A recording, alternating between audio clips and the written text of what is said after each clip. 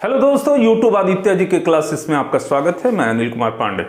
बहुत बहुत धन्यवाद जिस प्रकार से आप लोग है सो हमें प्रोत्साहित कर रहे हैं और इतने अच्छे कमेंट्स और सब्सक्रिप्शन मिल रहे हैं और जिस प्रकार से आपके द्वारा लाइक किया जा रहा है उसके लिए तहे दिल से शुक्रिया। और चलिए आज हम लोग प्रातःकालीन ये जो सत्र है हमारा, ये क्लास है, इसको आगे बढ़ाते हैं। जैसा कि जानते हैं कि यहाँ पे ऑब्जेक्टिव क्वेश्चन जो कि ना केवल रेलवे बल्कि उसमें लिखते हैं हम टाइटल में जरूर रेलवे ग्रुप डी, लेकिन यह सभी परीक्षाओं के लिए बड़े महत्वपूर्ण है। चाहे वह एसएससी की कोई भी परीक्षा हो, चाहे बीपीएससी हो, एसएससी हो या फिर है सो अन्य आप जो भी परीक्षाएं हैं उन सभी के लिए उपयोगी है। तो चलिए आज को समय बिना हम गवाए हुए आगे बढ़ते हैं और कवर करते हैं। और जो हमारे 10 प्रश्न होते हैं, चूंकि वो 10 प्रश्न नहीं होते हैं, 10 से अगर गौर करिएगा तो 50 प्रश्न उसमें बनते हैं।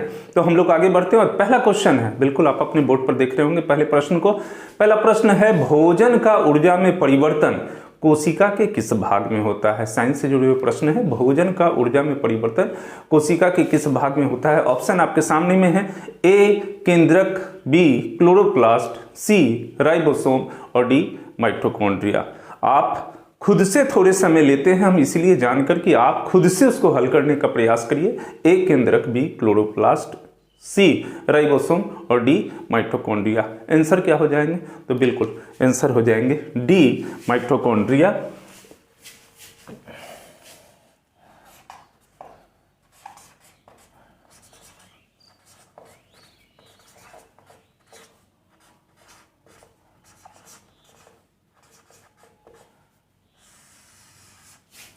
माइटोकॉन्ड्रिया। दोस्तों यहाँ पे हम बताना चाहेंगे कि माइटोकॉन्ड्रिया से जुड़े हुए बहुत सारे प्रश्न, खास करके कोशिका से, आपकी हर एक परीक्षाओं में अगर आप बायोलॉजी सेक्शन को अगर टच करेंगे, क्योंकि अलग अलग सेक्शन से क्वेश्चन पूछे जाते हैं, तो बायोलॉजी में आप गौर करेंगे कि वहां पर कोशिका से बहुत ज्यादा प्रश्न पूछे जाते हैं।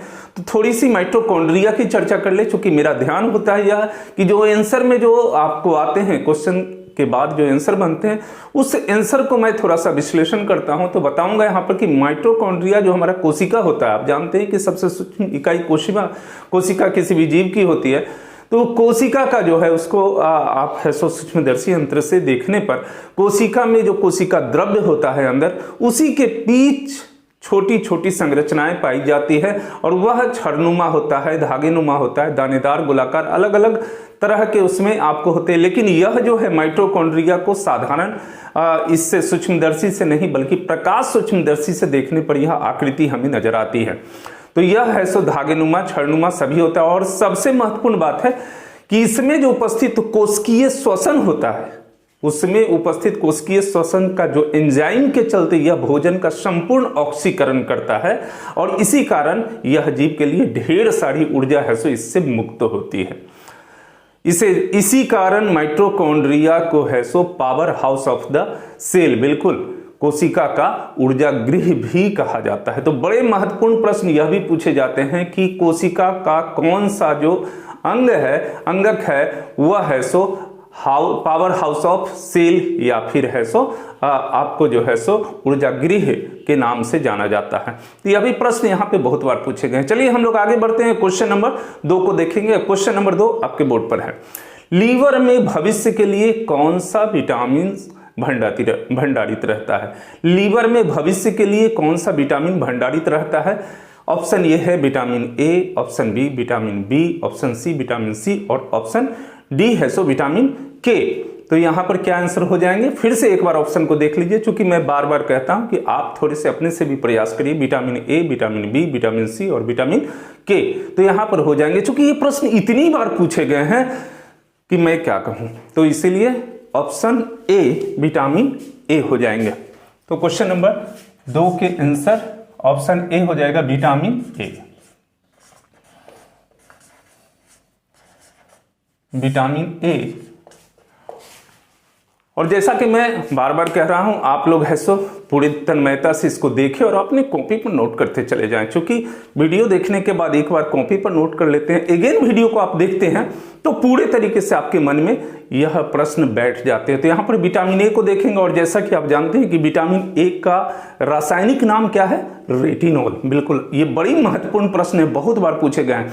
विटामिन ए का रासायनिक नाम रेटिनॉल है और विटामिन ए की कमी से रतौंधी जैसी बीमारी होती है। ये भी बहुत बार ये प्रश्न पूछे गए, तो इसीलिए मैं कहता हूं कि यह जो मेरे प्रश्न होते हैं उसमें अनेक और भी प्रश्न होते हैं। तो विटामिन ए की कमी के कारण रतौंधी होता है या फिर जीरो ऑप्थेल्मिया, यह भी एक बीमारी, या कुपोषण, ऐसी बहुत सारी बीमारियां इससे होती है। इसीलिए विटामिन ए की हमें आवश्यकता है।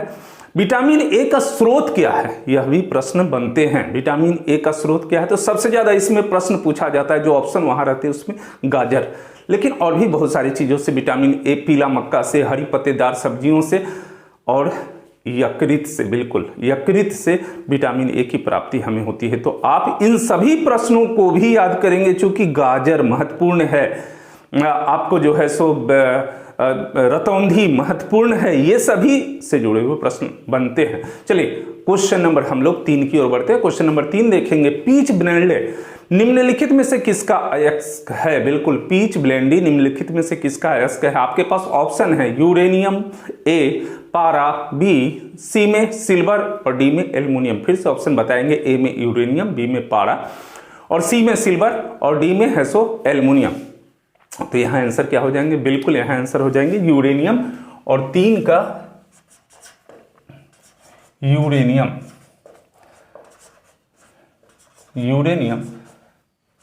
दोस्तों बताएंगे ये यूरेनियम काफी है सो ज्वलनशील, ये आपको है सो तत्व है।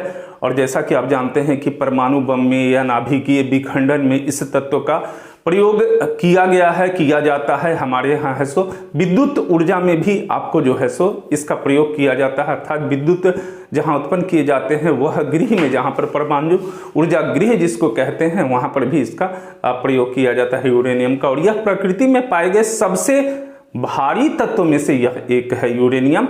और हम यह भी बताना चाहेंगे कि यह क्वेश्चन बार बार पूछा गया है।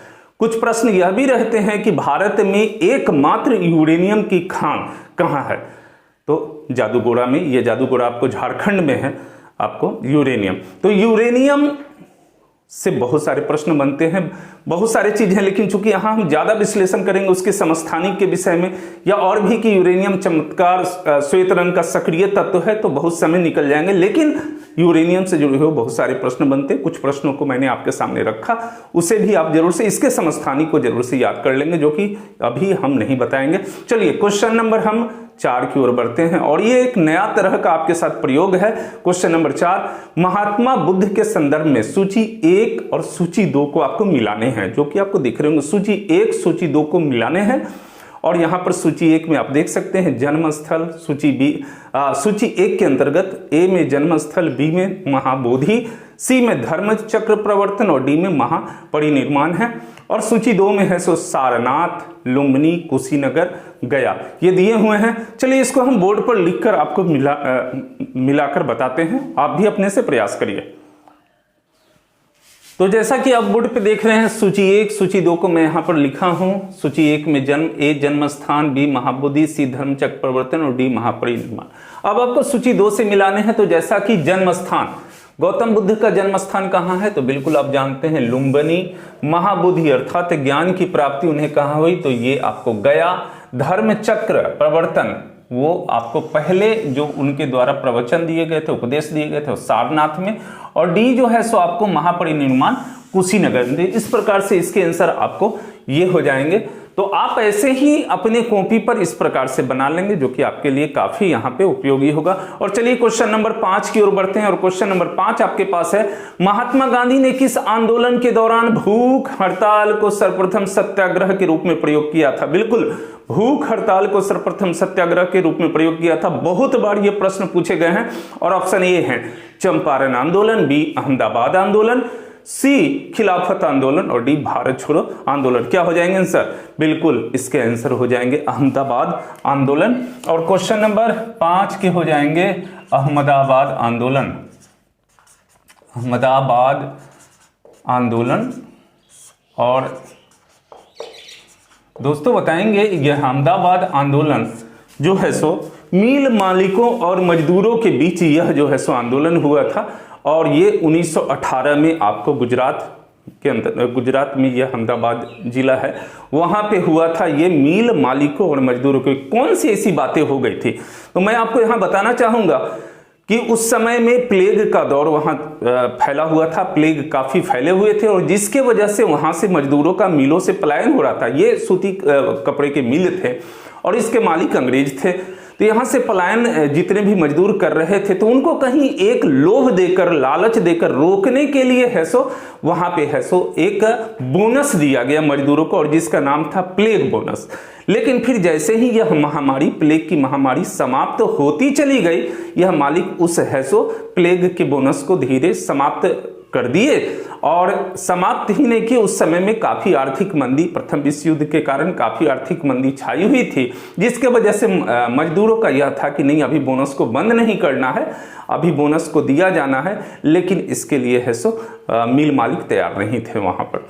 तो इस समय में ही अभी भारत में महात्मा गांधी का प्रवेश हुआ था, क्योंकि जस्ट इससे पहले चंपारण सत्याग्रह में अंग्रेजों को उन्होंने है सो यहाँ पे पटकनी दी थी। कहने का मतलब है कि चंपारण आंदोलन जो आपको है सो नील की खेती के लिए वह चर्चित था, उसकी चर्चा कभी और करेंगे। तो वहां पर है सो महात्मा गांधी के प्रयास से है वहां के लोगों को, वहां के किसान को उनका हक मिला था। तो ये महात्मा गांधी चर्चा में आ गए थे। तो फिर यहाँ से है सो ये अहमदाबाद मिल के मजदूर उनको है सो वहां से बुलाए और जिसके बाद है सो यह आंदोलन मजदूरों को है सो मिला। आंदोलन के पश्चात मजदूरों को जो उनका हक है उनको दिया गया। यह आंदोलन 21 दिन तक चला था। और एक चीज और यहाँ पे बताना चाहेंगे कि इसमें जब बातें होने लगी तो मिल मालिकों का यह था कि हाँ, मिल मालिक 20% बढ़ोतरी देना चाहते थे, जबकि मजदूर 50% बढ़ोतरी की डिमांड कर रहे थे। लेकिन यहाँ पर अंततः है सो 35% पर दोनों के बीच सहमति बनी और यह आंदोलन है सो स्थगित हुआ। तो चलिए हम लोग क्वेश्चन नंबर, इसी से कहते हैं कि विश्लेषण करने में ज्यादा समय लग जाते हैं लेकिन बहुत जरूरी होते हैं। क्वेश्चन नंबर 6 की ओर बढ़ते हैं। क्वेश्चन नंबर 6 है, भारत के किस राष्ट्रपति ने पूर्व में लोकसभा के अध्यक्ष का पद संभाला था? बिल्कुल, भारत के किस राष्ट्रपति ने पूर्व में लोकसभा के अध्यक्ष का पद संभाला था? ऑप्शन आपके सामने में है। ए बीबी गिरी, बी ज्ञानी जैल सिंह, सी नीलम संजीव रेड्डी और डी जाकिर हुसैन। तो बिल्कुल आप जानते होंगे और इसके आंसर हो जाएंगे बिल्कुल 6 के नीलम संजीव रेड्डी। तो 6 के आंसर हो जाएंगे नीलम संजीव रेड्डी, नीलम संजीव रेड्डी। और दोस्तों यहाँ पे हम आपको बताना चाहेंगे कि नीलम संजीव रेड्डी जब ही राष्ट्रपति बने तो उससे पहले लोकसभा अध्यक्ष थे और यही एकमात्र ऐसे राष्ट्रपति हुए जो निर्विरोध निर्वाचित हुए थे। बिल्कुल, इनका कार्यकाल 1977 से लेकर 1982 तक था और एकमात्र भारत के राष्ट्रपति जो निर्विरोध चुने गए थे। तो चलिए हम लोग आगे बढ़ते हैं, क्वेश्चन नंबर 7 की ओर चलते हैं। तो यहाँ पे सभी स्टूडेंट्स के लिए एक सूचना है आज के लिए। क्वेश्चन नंबर 7 को प्रारंभ करने से पहले मैं आपको बताना चाहता हूँ कि रविवार अर्थात कल 9 जनवरी 2022 को विज्ञान से संबंधित प्रश्न होंगे, जो एक लाइन के प्रश्न होंगे और आंसर आपको बताए जाएंगे, केवल एक लाइन। उसका विश्लेषण मैं नहीं करूंगा कल के दिन, रविवार के दिन।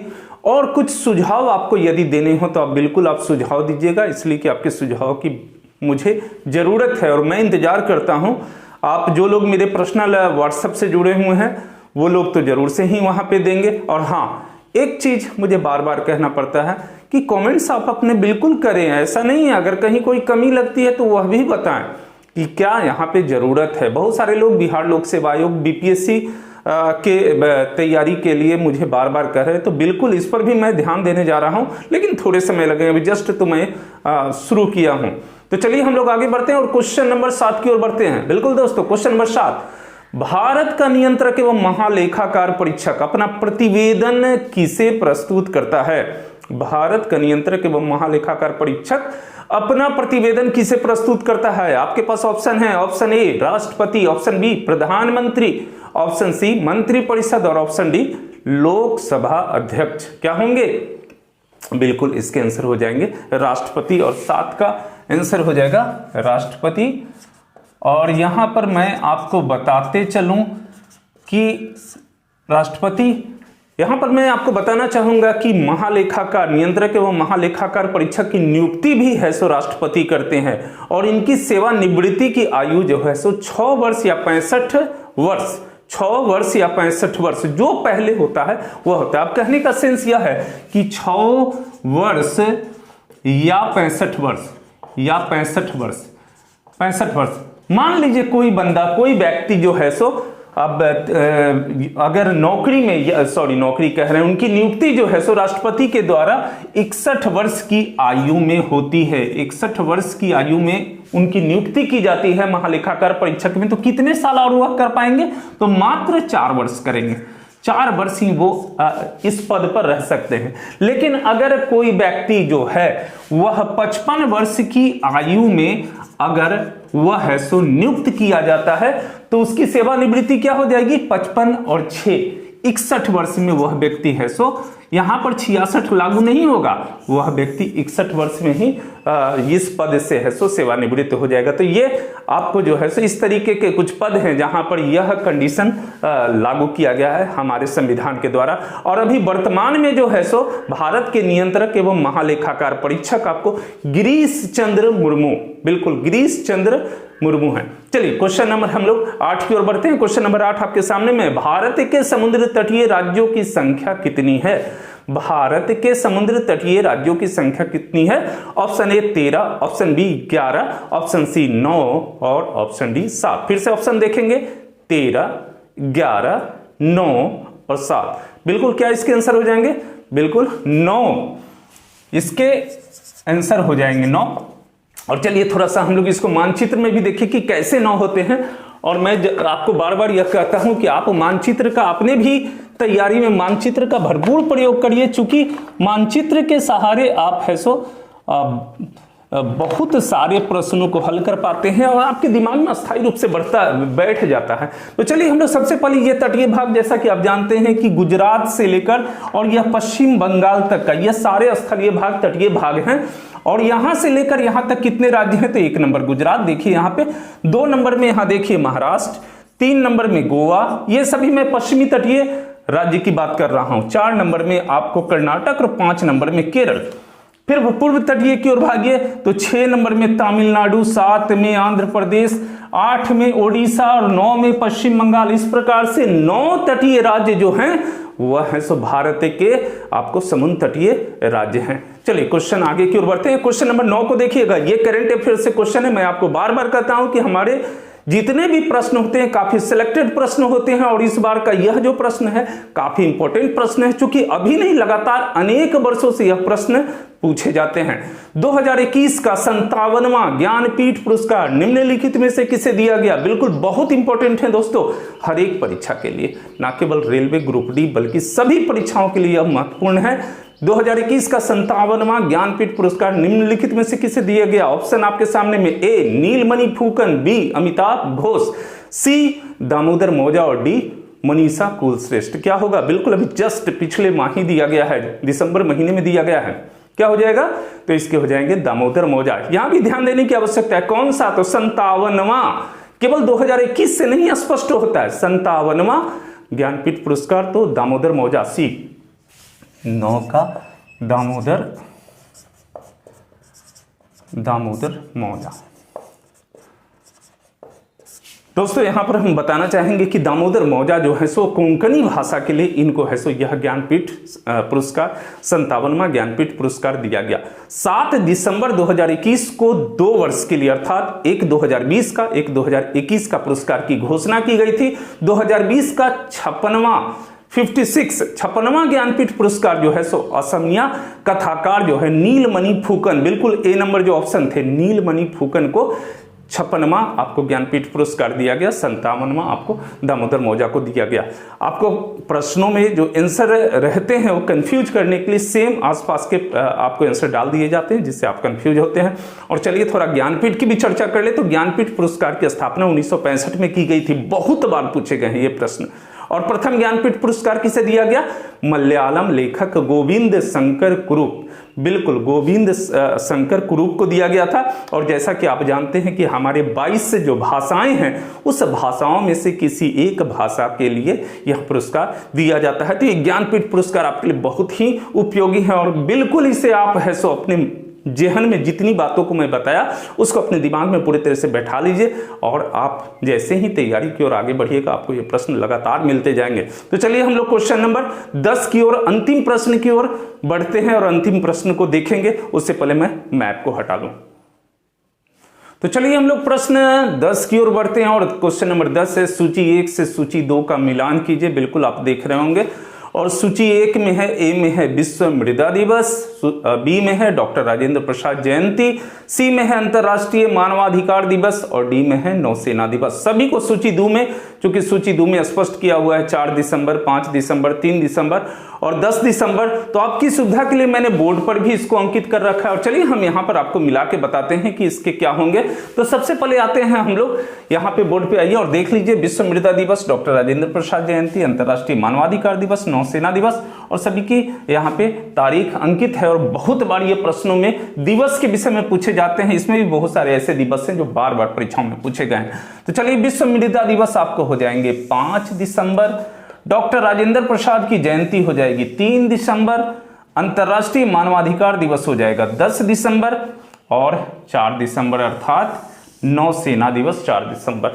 तो ये आप अपने कॉपी में लिख लीजिए, चूंकि ये एक नहीं 4-4 यहाँ पे प्रश्न बनते हैं और आंसर बनते हैं। तो चलिए दोस्तों, आज का यह जो है हमारा सेशन आपको कैसा लगा, आपकी प्रतिक्रिया हमें चाहिए।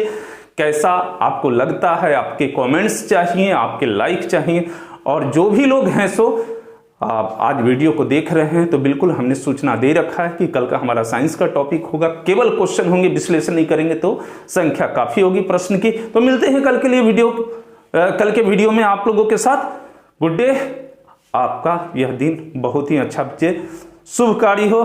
धन्यवाद।